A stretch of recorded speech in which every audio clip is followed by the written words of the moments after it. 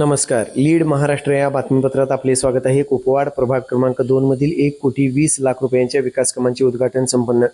कुपवाड दिनांक 22 ऑगस्ट 2026. कुपवाड प्रभाग क्रमांक 2 मधील विविध विकास कामांचे उद्घाटन आमदार डॉक्टर सुरेश बोखाडे यांच्या शुभ हस्ते शनिवार दिनांक 22 ऑगस्ट 2026 रोजी उत्साहात संपन्न झाले.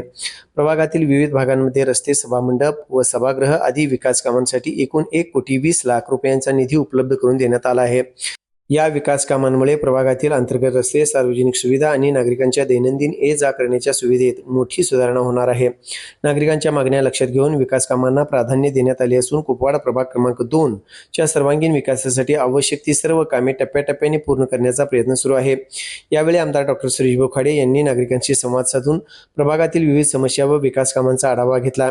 नागरिकांना दर्जेदार मूलभूत सुविधा उपलब्ध करून देणे आणि कुपवाडच्या परिसराचा नियोजनबद्ध विकास करणे हे आपले प्रमुख उद्दिष्ट असल्याचे त्यांनी सांगितले. विकास कामांचे उद्घाटन झाल्याने परिसरातील नागरिकांनी समाधान व्यक्त करून आमदार डॉक्टर सुरेश बोखाडे यांचे आभार मानले. यावेळी माननीय सुशांत दादा खाडे, माननीय प्रकाश मामा ढंग सांगली शहर अध्यक्ष, माननीय प्रकाश पाटील नगरसेवक, प्राजक्ता धोत्रे नगरसेविका तसेच स्थानिक पदाधिकारी, कार्यकर्ते व नागरिक मोठ्या संख्येने उपस्थित होते.